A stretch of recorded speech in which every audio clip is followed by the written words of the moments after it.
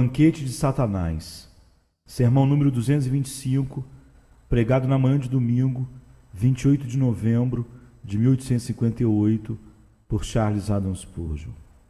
O encarregado da festa chamou o noivo e disse: todos servem primeiro o melhor vinho, e depois que os convidados já beberam bastante, o vinho inferior é servido. Mas você guardou o melhor até agora. João 1, versos 9 e 10. O encarregado da festa certamente falou mais do que pretendia dizer, ou seja, existe mais verdade em suas palavras do que ele mesmo poderia imaginar. Essa é a regra estabelecida para o mundo inteiro. Primeiro, o melhor vinho, e depois que os convidados já beberam bastante, o vinho inferior é servido. Essa é a regra dos homens, e centenas de corações decepcionados não a lamentaram. Primeiro a amizade, língua untuosa, palavras mais macias que manteiga, e depois a espada em punho. Do início, Aitofel apresentou a Davi o prato nobre do amor e da bondade, e depois o que é inferior, pois abandonou seu mestre, seu senhor, e tornou-se conselheiro do seu filho rebelde. Judas apresenta em primeiro lugar o prato da conversa agradável e bondade. O Salvador comia desse prato, e andava até a casa de Deus junto com Judas, e conversava docemente com ele, mas depois veio a borra do vinho. Aquele que partilhava do meu pão voltou-se contra mim, diz Jesus em João 13, 18. Judas, o ladrão, traiu o mestre, e assim trouxe depois o que é pior. Vocês acharam assim com muitos que considerava amigos. No auge da prosperidade, enquanto o sol brilhava e os pássaros cantavam, tudo era lindo e alegre e animado com você. Eles apresentavam o melhor vinho, mas depois de chegar a geada fria que faz morrer as flores, que as faz cair das árvores, e seus riachos se cobriram de gelo, os amigos serviram o que era pior. Abandonaram vocês e fugiram. Deixaram-nos para trás na hora do perigo, e ensinaram a grande verdade. Maldito é o homem que confia nos homens, que faz da humanidade mortal a sua força, como está em Jeremias 17, 5. E assim é no mundo inteiro. Digo isso de novo, não meramente com os homens, mas também com a natureza. Ai de nós, ó terra, se tu fosses tudo e nada existisse além de ti. Acaso este mundo não nos trata da mesma maneira? Na juventude, ele nos oferece o melhor vinho. Nesse período temos os olhos cintilantes, os ouvidos sintonizados com a música. Então o sangue flui rapidamente através das veias e o pulso bate alegremente. Mas é só esperar um pouco e virá o que é pior. Quando os guardas da casa temerem e os homens fortes caminharem encurvados, quando pararem os moedores por serem poucos e aqueles que olham pelas janelas enxergarem embaçado, o som de todas as canções lhe parecer fraco, o gafanhoto for um peso e o desejo já não se despertar, e os pranteadores já vagueiam pelas ruas, diz Eclesiastes 12, de 3 a 5. Primeiro, há a taça transbordante da juventude, depois, as águas estagnadas da velhice. A não ser que Deus lance naquela borra uma renovada inundação do seu amor bondoso e ternas misericórdias, de modo que a taça transborde e volte a cintilar com deleite. Ó cristão, não confie nos homens, não dependa das coisas do tempo presente, pois a regra dos homens e do mundo é para sempre: primeiro o melhor vinho, e depois, que já beberam bastante, o vinho inferior é servido. Agora, porém, vou apresentar-lhes duas casas de festa. Primeiro, vou convidá-los a olhar para dentro das portas da casa do diabo, e vocês verão que ele obedece fielmente a esta regra.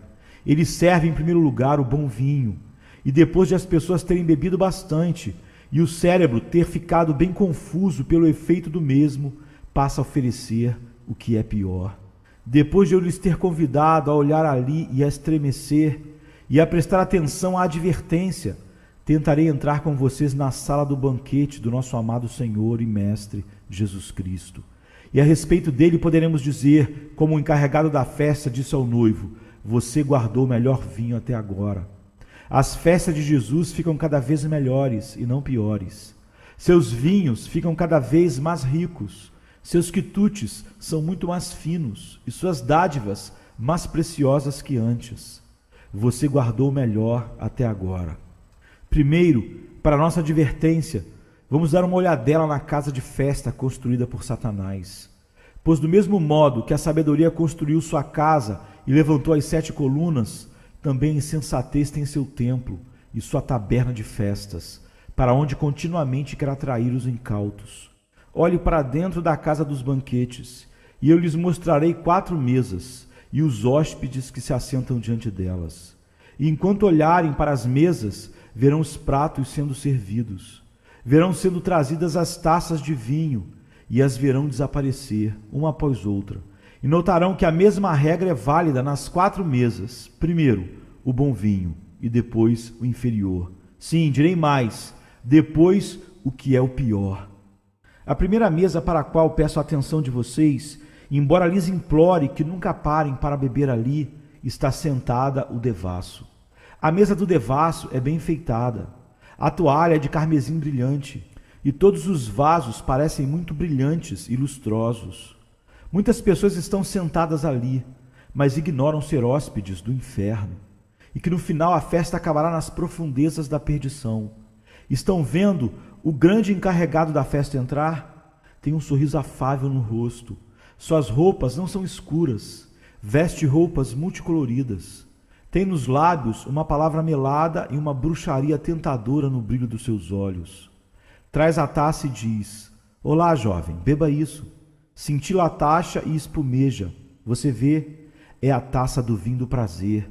Essa é a primeira taça da casa do banquete de Satanás. O jovem aceita a taça e beberica o conteúdo. De início, é um trago cauteloso, pois pretende tomar só um pouco e depois refrear-se.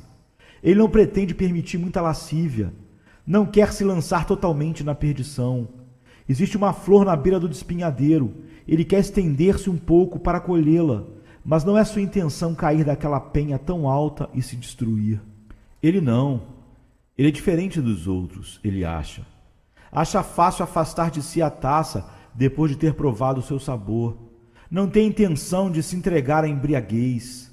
Toma um gole leve, mas como é doce. Como deixa o sangue formigar dentro dele. Que bobo era por não ter provado isso antes, ele pensa. Já houve alegria igual a esta? Beba de novo. Desta vez é um gole mais profundo, e o vinho ficará quente nas suas veias. Que felizardo! O que ele não falaria agora em louvor a Baco, Vênus, ou de qualquer forma que Beelzebu desejar assumir? Ele se torna um verdadeiro orador a favor do pecado. É boa, é agradável. A profunda condenação da concupiscência parece tão alegre quanto os arrebatamentos do céu. Ele bebe, bebe e bebe de novo, até o cérebro começar a ficar tonto com a embriaguez do deleite pecaminoso. Esse é o primeiro prato servido. Sorvam, ó bêbados de Efraim, e ponham a coroa do orgulho sobre as cabeças, como está em Isaías 28, de 1 a 3. Chamem-nos de tolos, porque afastamos de nós sua taça. Bebam com a prostituta e jantem com a concupiscente. Considerem-se sábios por fazer isso, mas nós sabemos que depois dessas coisas vem algo pior. Pois a vinha deles é de Sodoma e as lavouras de Gomorra. Suas uvas estão cheias de veneno e seus cachos de amargura. O vinho deles é a peçonha das serpentes, o veneno mortal das cobras. Deuteronômio 32, 32 e 33. Agora, com expressão de maldade na testa, o encarregado sutil da festa levanta-se do assento. A vítima já recebeu bastante do vinho melhor. Ele leva embora a taça, mas não bem tão cintilante. Olhem para a bebida na taça agora. Não transborda com bolinhas espumejantes de enlevamento. Está totalmente sem espuma, sem graça e insípida. É chamada a taça da saciedade. O homem já teve saciedade do prazer e vomita como um cachorro, embora tal qual o cachorro volte depois ao vômito. Para quem são os ais? Para quem são os olhos vermelhos? Para os que se detêm com muito vinho. Agora falo de modo figurado do vinho, além de literalmente. O vinho da concupiscência produz a mesma vermelhidão dos olhos. O devasso não demora para descobrir que todo ciclo de prazer termina em saciedade. Ora, diz ele, O que mais posso fazer? Olhe, cometi toda a iniquidade imaginável, esvaziei todas as taças do prazer, deem algo novo. Já experimentei todos os teatros da região, e olhe, nenhum deles me vale um único tostão. Já frequentei todos os prazeres que posso imaginar, tudo acabou. A própria farra acaba sem gosto e tediosa. Que mais posso fazer? Este é o segundo prato do diabo, o prato da saciedade, o torpor intermitente que resulta dos excessos anteriores. Existem milhares de pessoas que bebem da taça insípida da saciedade todos os dias. Não é bom como era. E uma nova invenção com a qual pudessem desperdiçar o tempo, uma nova descoberta mediante a qual pudessem dar nova expressão à sua iniquidade, seria para eles uma coisa maravilhosa. E se surgisse alguém que pudesse descobrir para eles algum novo tipo de iniquidade, profundezas maiores no fundo do inferno mais baixo da lascívia, abençoariam seu nome, por lhes ter dado uma novidade para animá-los. Esse é o segundo prato do diabo. E vocês veem como participam dele? Existem alguns que bebem profundamente dele nesta manhã. Vocês são os cavalos esgotados do demônio da concupiscência, os seguidores decepcionados do fogo fato do prazer. Deus sabe que se falassem tudo o que tem no coração, seriam obrigados a dizer: vejam, experimentei o prazer e não o acho um prazer. Terminei o circuito e sou exatamente como um cavalo cego girando um moinho, obrigado a girar de novo. Estou enfeitiçado pelo pecado, mas não consigo me deleitar nele como antes, pois toda a sua glória é como a flor que murcha e como a fruta temporã antes do verão. Durante algum tempo, o festeiro permanece no mar pútrido da infatuação, mas outro cenário se apresenta. O encarregado da festa manda abrir outra bebida. Desta vez o demônio traz uma taça negra e a apresenta com os olhos cheios de fogo do inferno, raiando com perdição feroz. Beba disso, Senhor, diz ele. E o homem toma o gole e recua com gritos: ó Deus, eu cheguei a isso. Está obrigado a beber, cavalheiro. Quem bebe a primeira taça deve beber a segunda e a terceira. Beba, embora seja como fogo descendo pela garganta. Beba, embora seja como a lava do Átna nas entranhas da montanha. Beba, você deve beber. Quem peca deve sofrer.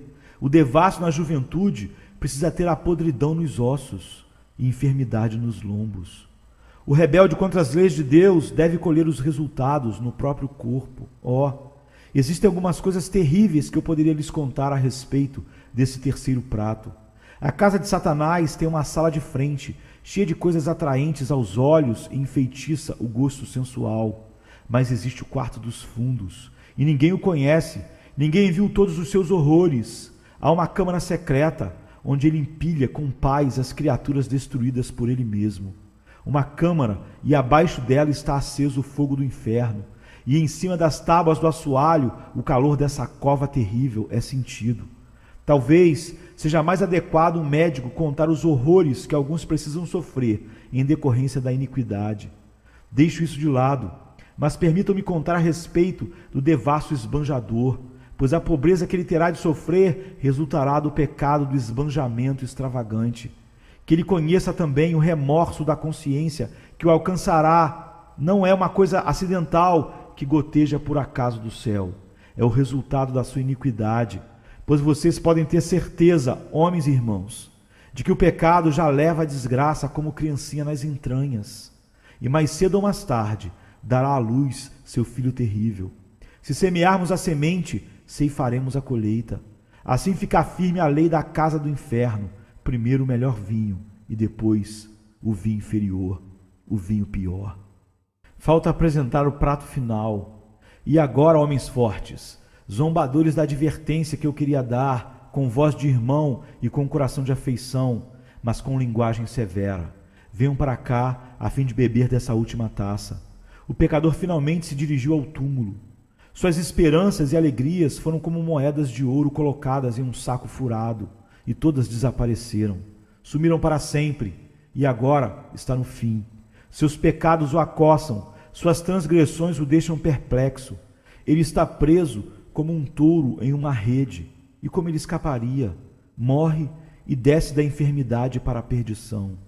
A linguagem mortal tentará contar-lhes a respeito dos horrores da última taça tremenda que o devasso deve beber, e deve beber para sempre. Olhem para essa taça. Vocês não conseguem perceber sua profundeza, mas lancem olhar para a superfície fervente. Ouço o barulho do correr para cá e para lá, e o som como o ranger de dentes, e o uivar das almas desesperadas. Olho para a taça e ouço a voz subindo das profundezas.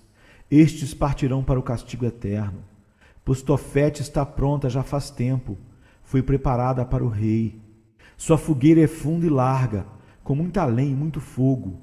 O sopro do Senhor, como uma torrente de enxofre ardente, a incendeia. Isaías 30, 33. E o que vocês dirão desse último prato de Satanás? Quem de nós pode conviver com o fogo consumidor? Quem de nós pode conviver com a chama eterna? Isaías 33, 14. Devasso, pecador, rogo-lhe em nome de Deus, afaste-se dessa mesa. Não seja tão descuidado na sua embriaguez. Não fique tão adormecido, seguro na paz da qual você agora desfruta. Homem, a morte está à porta, e atrás dele segue veloz a destruição. Quanto a você, que por enquanto foi refreado pelo pai cuidadoso e pela vigilância da mãe ansiosa, rogo-lhe que evite totalmente a casa do pecado e da insensatez. Que fiquem escritas no seu coração as palavras do sábio, e lembre-se delas na hora da tentação. Fique longe dessa mulher. Não se aproxime da porta da sua casa, pois os lábios da mulher imoral destilam mel. Sua voz é mais suave que o azeite, mas no final é amarga como fel. Afiada como uma espada de 2 gumes, os seus pés descem para a morte, os seus passos conduzem diretamente para a sepultura. Provérbios 5, de 3 a 5. Agora, em segundo lugar, vocês veem a outra mesa ali, no meio do palácio. Há almas boas e à vontade. Muitos de vocês imaginam nunca ter ido à festa do inferno, mas há uma mesa para vocês também. Está coberta por uma linda toalha branca, e todos os vasos em cima dela são bem limpos e bonitos. O vinho não parece ser o vinho de Gomorra. Escorre suavemente como o vinho de uvas de Escol. Parece não ter capacidade inebriante. É como o vinho antigo, quando as uvas eram espremidas na taça e que não continham nenhum veneno fatal. Vocês estão vendo os homens sentados diante desta mesa? Como parecem satisfeitos consigo? Perguntem aos demônios brancos que servem a mesa, e eles lhes dirão: esta é a mesa dos satisfeitos consigo mesmos. Ali está sentado o fariseu. Você talvez o conheça. Ele está com filactéria entre os olhos. A fímbria da sua veste é feita muitíssima larga, e é um dos que fazem mais profissão da sua fé. Diz Satanás, ao fechar a cortina e bloquear a vista da mesa onde os devassos fazem pândega. Fiquem quietos, não façam barulho excessivo, para não deixar os hipócritas santarrões imaginarem qual convívio estão. Essas pessoas tão justas em si mesmas são meus hóspedes tanto quanto vocês, e os mantêm com igual segurança nas minhas garras. Assim Satanás, como se fosse anjo de luz, apresenta a taça dourada, que parece o cálice da mesa da comunhão. E que vinho é aquele? Parece o próprio vinho da Santa Ceia. É chamado o vinho do convencimento, da satisfação consigo mesmo, e ao redor da borda vocês podem perceber as bolhas do orgulho. Olhem a espuma que se engrossa na taça. Deus, eu te agradeço, porque eu não sou como os outros homens, ladrões, corruptos, adúlteros, nem mesmo como este publicano, como está escrito em Lucas 18, verso 11. Vocês conhecem esta taça, meus ouvintes que se enganam a si mesmos. Quem dera soubessem quanta cicuta mortífera está misturada nela. Pecar como faz os demais? Não vocês, de jeito nenhum. Não se submetam à justiça de Cristo. Que necessidade vocês têm disso? Vocês são tão bons com o próximo. Pensam que se não forem salvos, merecem sê-lo. Vocês ajudam o pobre e o necessitado. Vocês não são honestos com o dinheiro? Já roubaram alguém na sua vida? Fazem favores aos vizinhos. São bons como as outras pessoas. Muito bem. Essa é a primeira taça que o diabo oferece. E o vinho bom o deixa insuflado com sua dignidade de importância. À medida que os vapores lhe enchem o coração, e o insuflam com a soberba maldita. Sim, vejo você sentado no aposento tão bem varrido e tão bem arrumado, e vejo as multidões dos seus admiradores em pé ao redor da mesa, incluindo muitos filhos de Deus que dizem: quem dera eu fosse tão bom quanto ele. Enquanto isso, a própria humildade dos justos lhe fornece alimento para o orgulho. Espere um pouco, hipócrita melífluo. Espere um pouco, pois vem o segundo prato. Satanás contempla desta vez seus hóspedes com ares tão triunfantes quanto adotou para olhar sua tropa de farristas. Ah, diz ele, enganei os indivíduos festeiros com a taça do prazer. Depois dei-lhes a taça pouco saborosa da saciedade, e os consegui ludibriar também. Vocês se consideram muito bons, mas os enganei 2 vezes. Realmente deixei-os embriagados. E assim traz uma taça que às vezes ele mesmo não gosta de servir. É chamada a taça do descontentamento e inquietude mental. E muitas pessoas precisam bebê-la depois da satisfação consigo mesmas. Vocês não descobrem ser tão excepcionalmente bons na própria estimativa, mas não têm parte em Cristo. E quando estão sozinhos, começam a examinar a contabilidade para a prestação de contas na eternidade, que de alguma maneira, débito e crédito não estão bem equilibrados. Vocês não conseguem um saldo positivo que imaginavam ter a seu favor. Afinal, não saiu como imaginavam? Não descobriram que, achando estar em pé na rocha, havia algum estremecimento debaixo dos seus pés? Vocês ouviram os crentes cantar com coragem: ficarei em pé com ousadia naquele dia. Pois quem lançará acusação contra mim? Pois estou absolvido mediante o teu sangue da tremenda maldição e vergonha do pecado. E vocês dizem: ora, não posso cantar isso. Tenho sido membro tão fiel da igreja quanto já houve. Nunca faltei na minha igreja durante todos esses anos, mas não posso dizer que tenho sólida confiança. Anteriormente, você tinha esperança da satisfação em si mesmo, mas agora foi apresentado o segundo prato, e não se sente tão contente. Pois bem, diz outro, sempre frequentei a capela, fui batizado e fiz profissão de fé, embora nunca tivesse sido levado a conhecer o Senhor na sinceridade e verdade. E pensava no passado que tudo estava bem comigo, mas me falta algo que não consigo achar. Agora surge um estremecimento no coração. Não é bem tão delicioso quanto se supunha a edificação sobre a nossa própria retidão. Ah, é esse o segundo prato que está sendo servido. Espere mais um pouco, e talvez neste mundo, mas certamente na hora da morte, o diabo trará a terceira taça, a da consternação ao descobrir a própria condição de perdido. Quantas vezes o homem confiante na própria justiça durante a vida toda acabou descobrindo, no fim, que aquilo em que fixava a esperança lhe faltou completamente. Ouvi falar de um exército, o qual, sendo derrotado na batalha, esforçou-se para fazer uma boa retirada.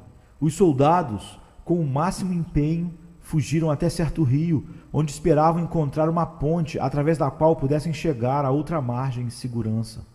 Mas quando alcançaram o rio, ouviu-se um grito de terror: a ponte está quebrada, a ponte está quebrada. Será em vão você virar para trás. A morte o segue de perto, e ela o força para frente. E conhece o que é perecer, por ter negligenciado a grande salvação, e de ter tentado salvar a si mesmo mediante suas obras, sua bondade, sua caridade. Este é o penúltimo prato. E o último prato, o pior vinho, a porção eterna, forçosamente será idêntica ao do devasso. Por mais virtuoso que você se considerasse, a ponto de orgulhosamente rejeitar a Cristo, ou de querer juntar ele e suas boas obras, terá que beber do cálice da ira de Deus, o cálice cheio de tremedeira. Os ímpios desta terra terão de extrair a última borra desse cálice e bebê-la. E você, que acreditou na sua própria justiça, na sua bondade, deverá beber dele tão profundamente quanto eles. Acautelem-se em tempo hábil. Agora, deixem de lado os olhares altaneiros e humilhem-se sobre a poderosa mão de Deus. Creiam no Senhor Jesus Cristo e somente nele, por sua graça, e vocês serão salvos. E em terceiro lugar, alguns de vocês ainda escaparam das chicotadas, mas existe a terceira mesa superlotada de hóspedes muitíssimo honrosos. Acredito que tenha havido mais príncipes e reis, prefeitos e vereadores, bem como grandes comerciantes sentados a essa mesa, que em qualquer outra. É chamada a mesa do mundanismo. Diz certo homem. Eu, por mim, não gosto do devasso. Tenho meu filho mais velho e estou trabalhando duro, economizando dinheiro durante toda a vida. E aí está o jovem que não quer ficar firme no serviço. Ele se tornou um verdadeiro devasso. Estou muito contente que o ministro falou com tanta severidade quanto a isso. Quanto a mim, posso dizer que não dou um tostão de valor a gente justa aos seus próprios olhos, fariseus hipócritas. Para mim, isso não serve para nada. O que gosto mesmo é de saber se o saldo em caixa está subindo ou descendo, ou se existe a oportunidade de fazer uma boa barganha. Mas o que passar disso, pouco me importa. Ah, mundano, li a respeito de um amigo seu que se vestia de escarlate e de linho fino e que banqueteava suntuosamente todos os dias. Você sabe qual fim ele levou? Deve se lembrar disso, pois o mesmo fim o aguarda. O fim da festa dele será o mesmo fim da sua festa.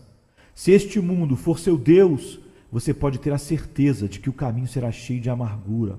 Agora, olhe para a mesa do homem deste mundo, do mundano, que só vive para o lucro, para esta vida, que cultua o dinheiro.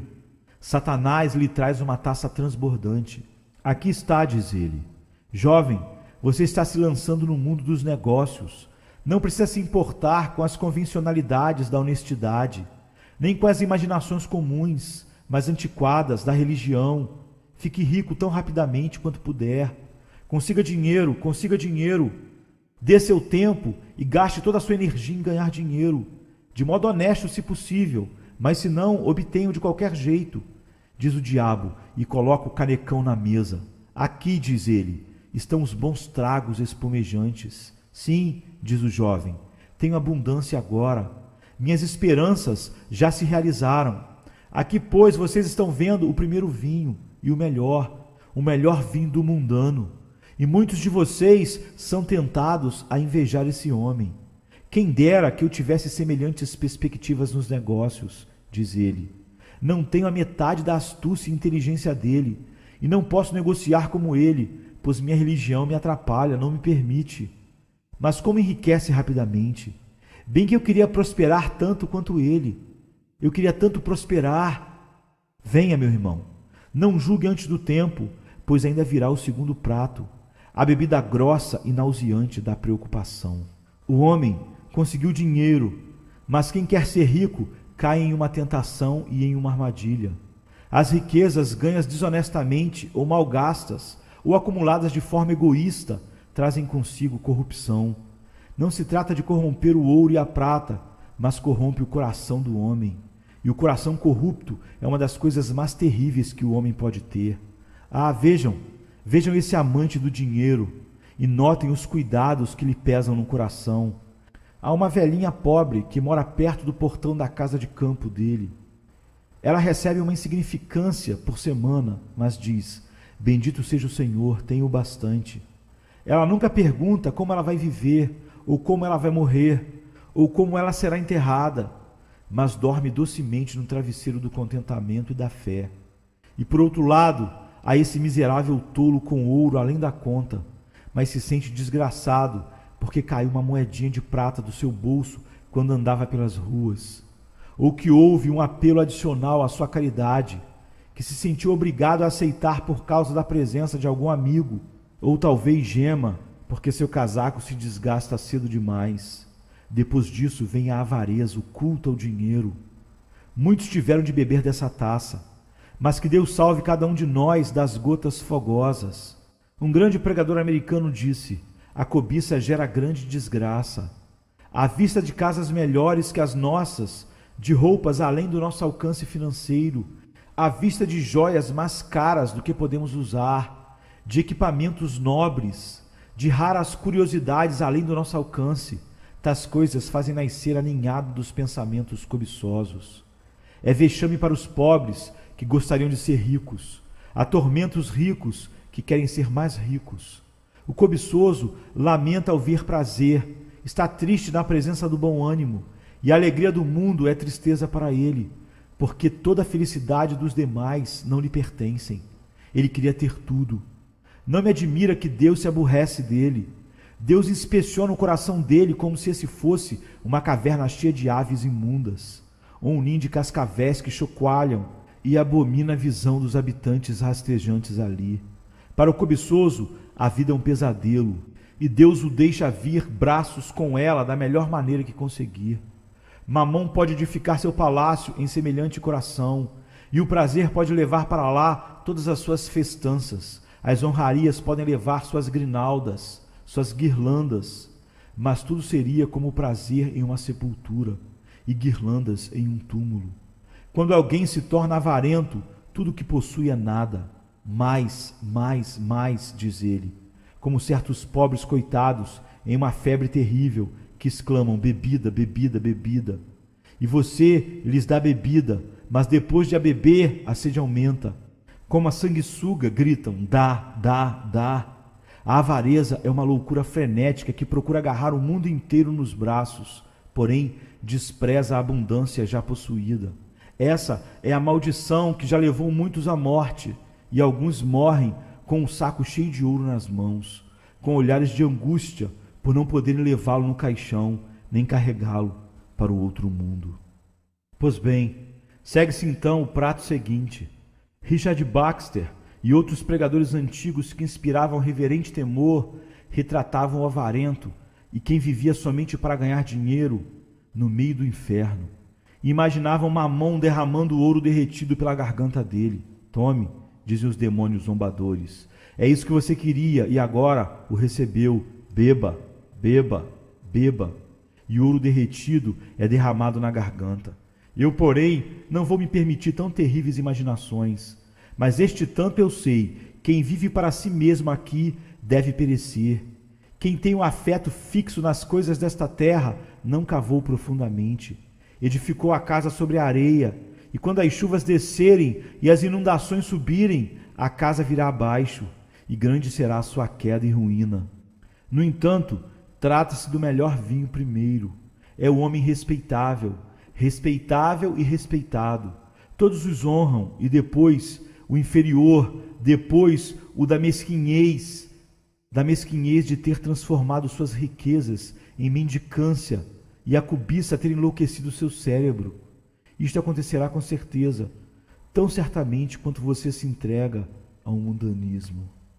A quarta mesa no banquete de Satanás é posta em um cantinho muito discreto, em um local muito privado do palácio de Satanás. Ali está a mesa para os pecadores secretos, onde é observada a antiga regra.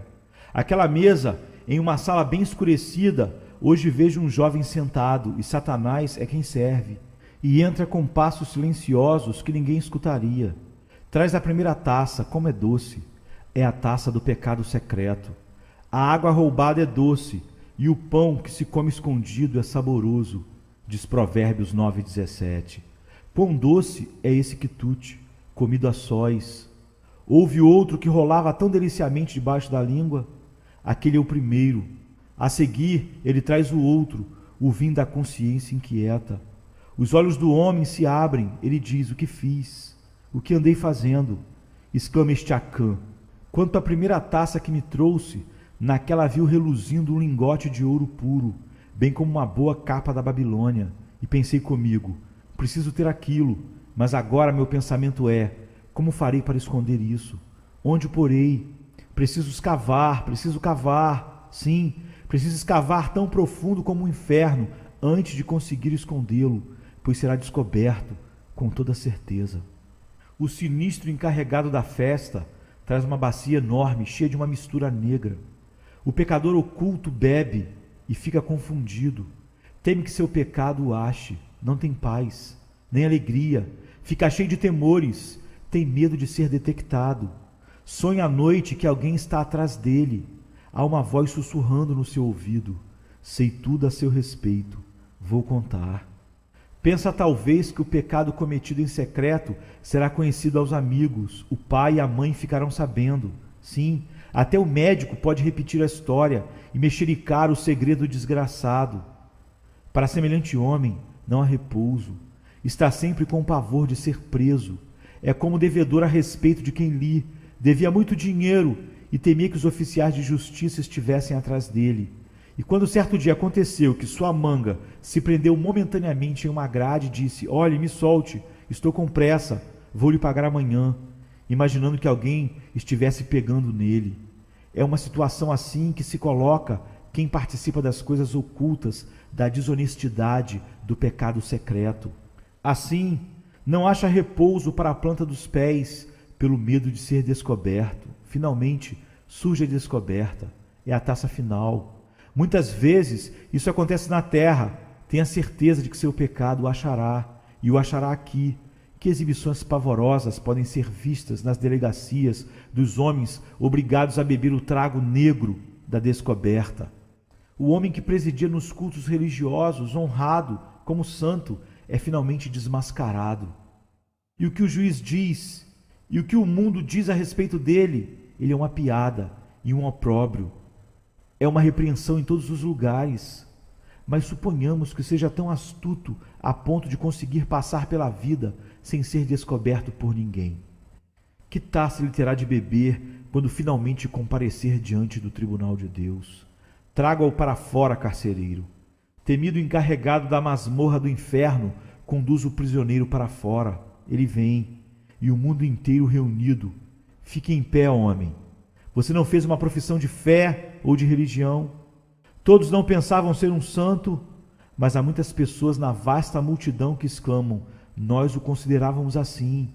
O livro é aberto, suas ações são lidas. Uma transgressão após a outra é desnudada.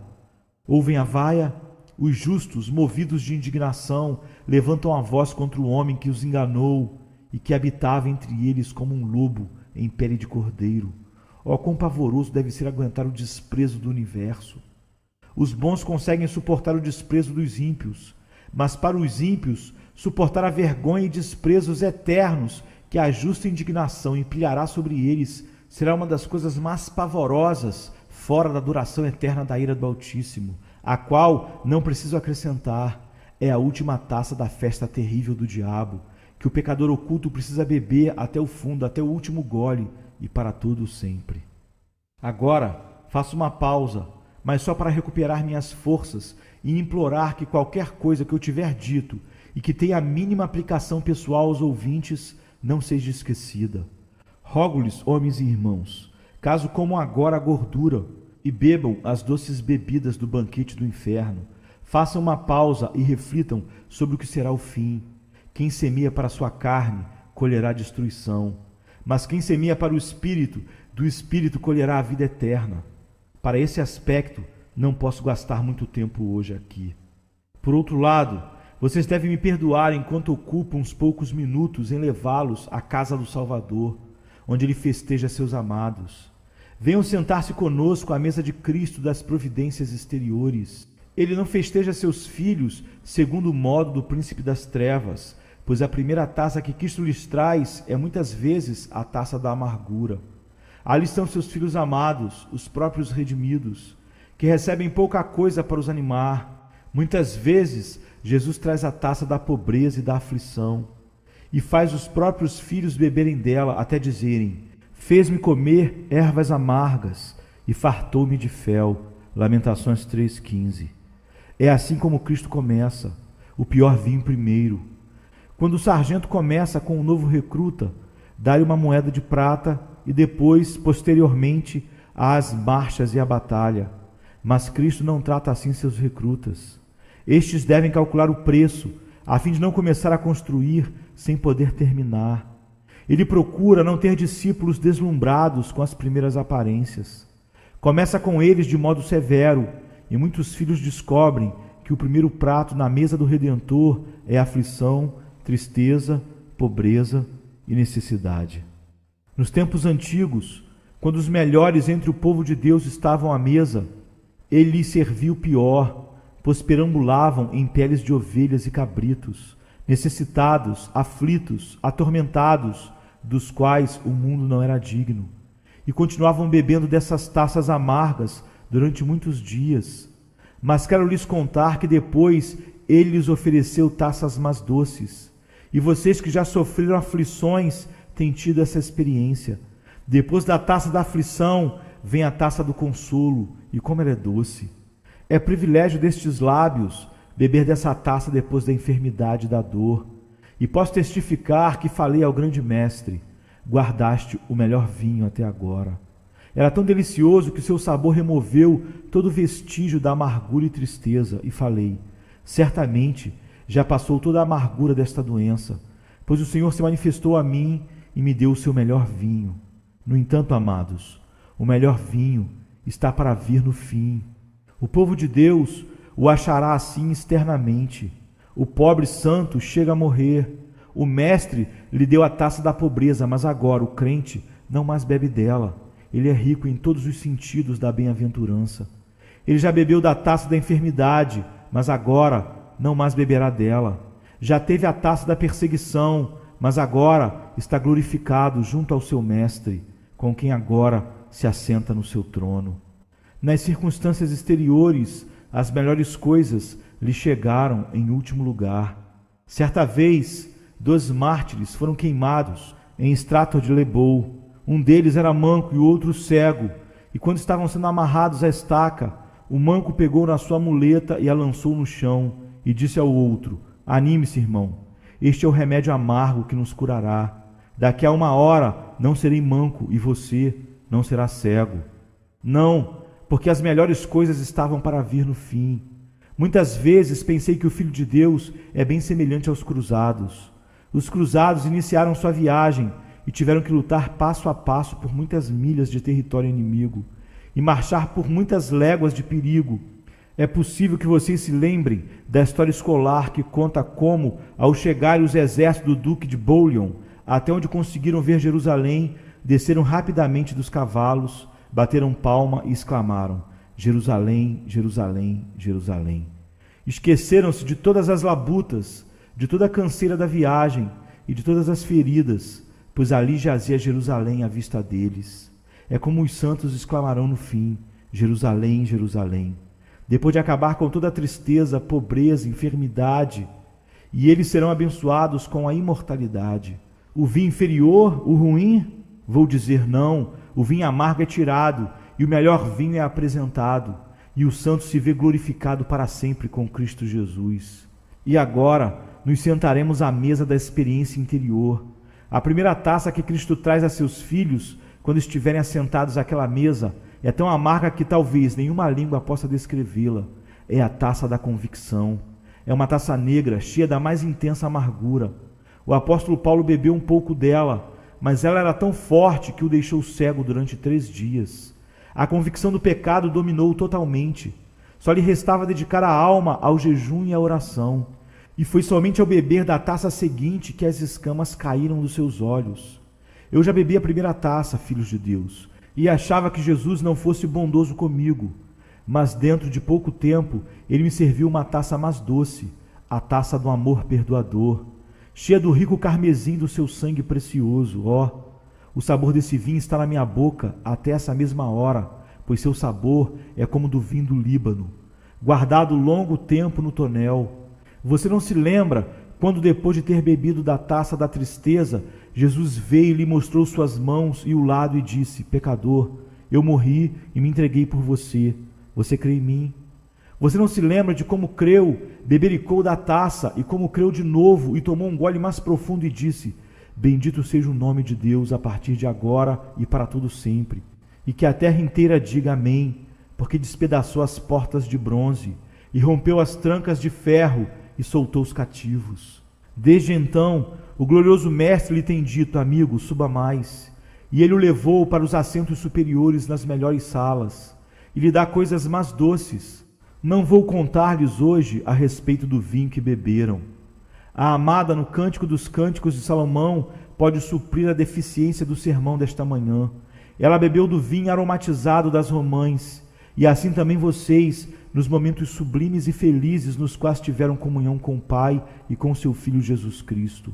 Porém, fiquem mais um pouco, pois ele ainda guardou o melhor vinho. Vocês não demorarão a se aproximar das ribanceiras do Jordão, e então começarão a beber do vinho velho do reino, guardado em barris desde a fundação do mundo. A vindima da agonia do Salvador, a vindima do Getsêmani será deslacrada para vocês. O vinho velho do reino. Vocês chegaram à terra de Beulá e começaram a desfrutar do pleno sabor dos vinhos guardados no sedimento e bem refinados. Vocês sabem como Bunyan descreve o estado que forma a fronteira com o Vale da Morte. Era uma terra onde flui leite e mel, um país onde os anjos vinham muitas vezes visitar os santos e trazer fardos de mirra da terra das especiarias. E agora que você deu o grande passo, o Senhor coloca o dedo nas suas pálpebras e com beijos faz a alma sair pelos lábios. Onde vocês estão agora? Em um mar de amor, vida, bem-aventurança e imortalidade. Ó Jesus, Jesus, Jesus, tu realmente tens guardado o melhor vinho até agora.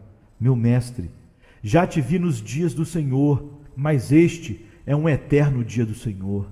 Já te encontrei na congregação, mas esta congregação nunca será desfeita. Ó meu mestre, já vi as promessas, mas este é o cumprimento.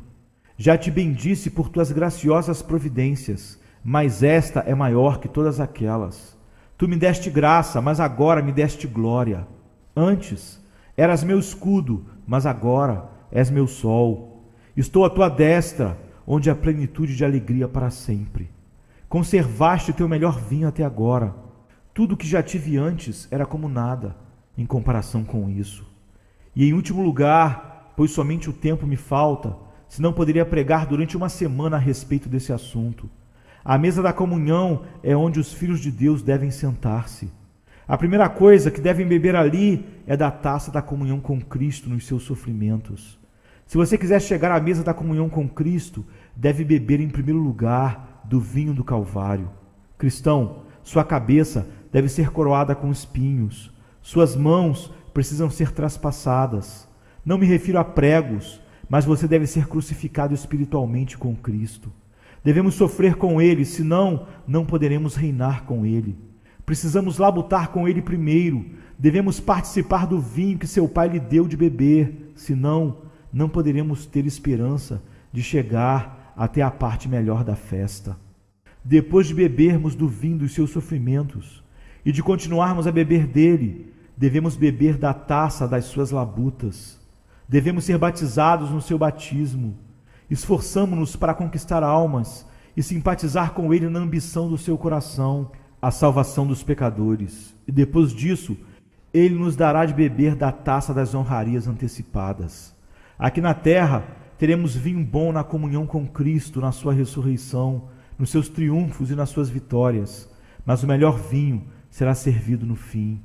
Ó câmaras da comunhão, suas portas me foram abertas, mas só consegui dar uma olhadela dentro delas. Mas está chegando o dia em que essas portas girarão nos gonzos de diamante e ficarão escancaradas para todo sempre, e entrarei no palácio do rei e não sairei nunca mais.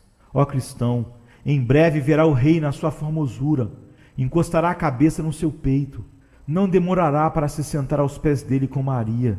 Daqui a pouco você fará como fazia a amada, e o beijará com os beijos dos seus lábios, e sentirá que o seu amor é melhor do que o vinho. Posso imaginar vocês, irmãos, no momento final da vida, ou melhor, no primeiro momento da vida, dizendo: ele guardou o melhor vinho até agora. Quando começar a vê-lo face a face, quando entrar na mais estreita comunhão com ele, com nada mais para perturbar nem para distrair a sua atenção, então você dirá: o melhor vinho foi guardado até agora. Certo santo filho de Deus estava a ponto da morte, e outro, sentado a seu lado, disse: adeus, irmão, nunca o verei de novo na terra dos viventes. Ó, disse o moribundo, vou revê-lo na terra dos viventes, lá em cima. Fica aqui, deixo aqui a terra dos moribundos. Ó irmãos e irmãs, se nunca mais nos encontrarmos na terra dos moribundos, temos a esperança de nos encontrarmos na terra dos viventes. E então beberemos juntos o melhor vinho no fim. Amém. Amém.